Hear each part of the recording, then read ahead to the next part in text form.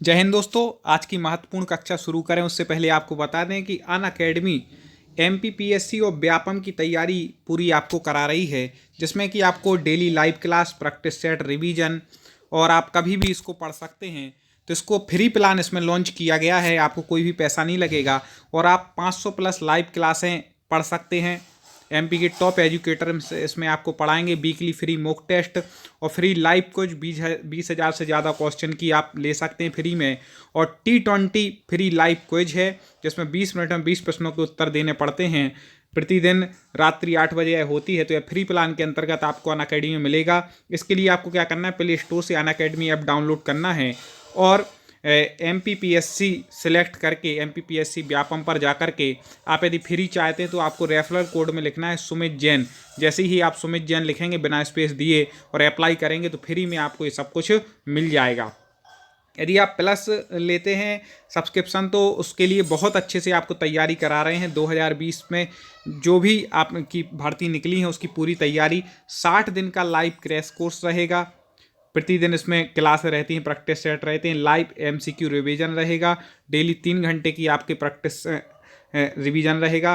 साथ ही साथ आपको बता दें कि डाउट क्लियरेंस सेशन भी इसमें होता है, जो कि वीक में 12 सेशन होते हैं 2-2 घंटे के। तो आप अपने डाउट्स भी क्लियर कर सकते हैं। रिकॉर्ड बैच मिलेंगे और लाइव आप उसमें डाउट क्लियरेशन भी कर सकते हैं। साथ ही साथ फाउंडेशन बैच एमपीपीएससी के लिए प्री और मेंस का स्टार्ट हो रहा है 29 दिसंबर से। उससे पहले आप ले सकते हैं एडमिशन, जिसमें कि आपको 20 plus premium mock practice test मिलेंगे, 20,000 प्लस डेली प्रैक्टिस सेट मिलेंगे और पीडीएफ नोट्स भी आपको प्रत्येक क्लास के दिए जाएंगे। तो इस प्रकार से आप अनअकैडमी से जुड़ करके लाभ ले सकते हैं। 29 तारीख से पहले आप अपना ये बैच ज्वाइन कर लें। चलिए आज की कक्षा प्रारंभ करते हैं।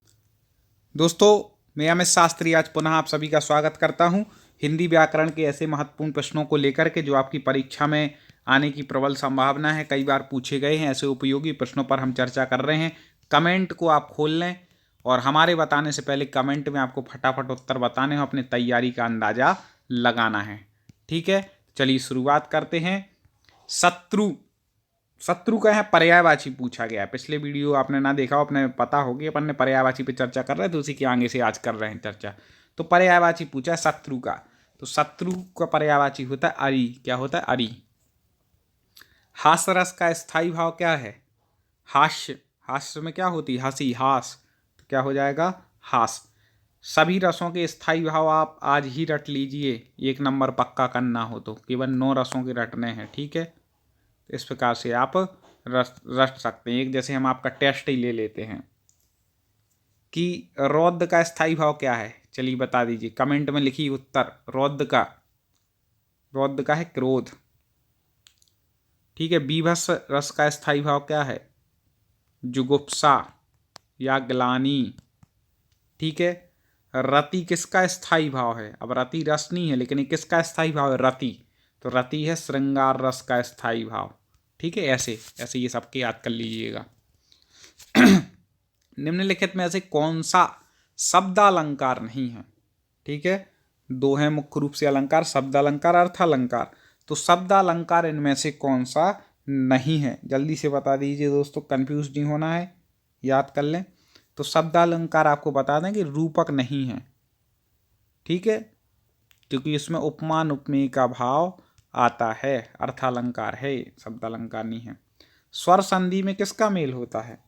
स्वर संधि में हम बता चुके हैं, आपको ट्रिक से पढ़ाई थी पूरी संधि। चैनल पे जाके आप हमारे टॉप 50 स्टडी यूट्यूब चैनल पे जाके ट्रिक वाली देख भी सकते हैं, ठीक है। तो संधि में, स्वर संधि में किसका मेल होगा? स्वर का, मतलब स्वर प्लस स्वर आपस में मिलेंगे स्वर संधि में। उन्होंने कहा, उन्होंने कहाँ जाना है, वाक्य में किस प्रकार की अशुद्धि है? उन्होंने कहाँ जाना है, अशुद्ध सीधी दिख गया। तो क्या इसमें अशुद्ध है वो आपको छांट लेना है। तो आपको बता दें कि सर्वनाम संबंधी अशुद्धि है। उन्होंने क्या है? एक सर्वनाम, यदि इन्हें ऐसा कर देते उन्हें कहाँ जाना है तो बस ठीक हो जाता, सर्वनाम संबंधी अशुद्धि। सामासिक पद को तोड़ना कहलाता है। एक समास होता है, एक समास का क्या करते हैं अपन, जल्दी से बता दीजिए। समास का करते हैं विग्रह, ठीक है। विच्छेद मत कर देना, विच्छेद किसका करते हैं? संधि का, याद रखिएगा। समास का विग्रह करते हैं, संधि का विच्छेद करते हैं। विच्छेद मतलब होता है तोड़ देते हैं। समास मतलब सामासिक पद को बढ़ा देते हैं, ऐसा समझ सकते हैं, विग्रह करते हैं। ठीक है।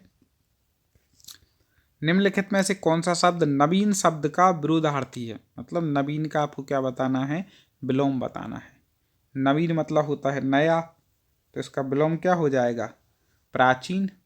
नवीन जैसा शब्द है वैसे ही आपको, यदि नया लिखा होता तो पुराना कर देते, ठीक था, लेकिन अभी नवीन शब्द लिखा है, वो तो अर्थ हमने बताया, तो नवीन तो प्राचीन। निगूढ़ में कौन सा उपसर्ग प्रयोग हुआ है? तो आप आसानी से लगा सकते हैं, उपसर्ग शब्द पहले लगते हैं तो नी उपसर्ग का प्रयोग हुआ है। गूढ़ शब्द में तो निगूढ़ बन गया। निम्नलिखित में से कौन सा शब्द तत्सम नहीं है? तत्सम नहीं है पूछा है, तो जल्दी से बता दें इसमें उत्तर। देख लें चारों शब्द आप, तो आपको बता दें स्कंद तो तत्सम है, कपोत भी तत्सम है, ईर्ष्या भी तत्सम है। अब बचा हल्दी, तो हल्दी नहीं है। ठीक है। इसका हरिद्रा बोलते हैं हल्दी को संस्कृत में। हम संस्कृत भी हमने बहुत सारे वीडियो अपने चैनल पर अपलोड किए हैं। आपको यदि संस्कृत में आप किसी विषय में तैयारी कर रहे हो तो जा करके देख लीजिएगा। निम्नलिखित में तद्भव शब्द है। तद्भव, जल्दी, अभी तत्सम पूछा गया था, अब तद्भव पूछा गया है, तो कौन बताता पहले उत्तर? तद्भव, तद्भव। सकट तो भाई तत्सम है, घात भी तत्सम है। कांच, कांच तद्भव है। ठीक है। आगे, गिरा हुआ के लिए एक शब्द है, गिरा हुआ। अब जो गिरा हुआ है उसके लिए क्या बोलेंगे भाई? उसके लिए बोलेंगे पतित। पतित मतलब गिरना ही होता है, पतित होना, गिरना। ठीक है। आगे, निम्नलिखित वाक्यों में शुद्ध वाक्य का चयन कीजिए। जब ये 4 वाक्य दिए हैं, पढ़ें जल्दी से और शुद्ध वाक्य बताएं हमारे बताने से पहले। पहले किसका उत्तर आएगा हम तो ये देखते हैं भाई। तो आपको बता दें कि जो पहला है, वह एक विदुषी महिला है। महिला थी, मतलब थी क्या आ रहा, तो विदुषी, क्योंकि विद्वान तो पुरुष को बोलते हैं, इसलिए महिलाओं, यदि विद्वान कोई महिला हो तो उसको विदुषी बोला जाता है। ठीक है। एक तो ये हो गया। ठीक है, तो इस प्रकार से आप समझ सकते हैं। तो इसमें ये क्यों नहीं होगा, इसमें विदुषी लिखा, क्योंकि वह बाद में लिखा है, लेकिन वह पहले आना चाहिए क्योंकि ये सर्वनाम है, ऐसा। अब दूसरे में देखो कौन सा ठीक है वाक्य। 38वां, जल्दी पढ़ो आप स्वयं।